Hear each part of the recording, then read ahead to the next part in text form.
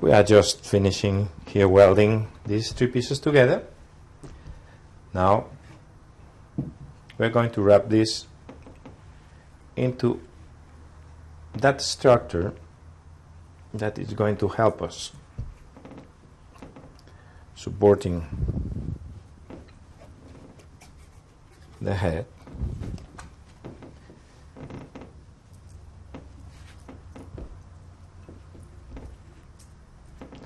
Now we just wrap here, we weld these parts, and later we will reshape the right shape.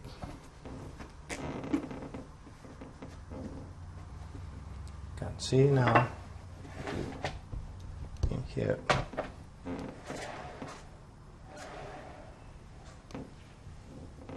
Next we are going to make the head.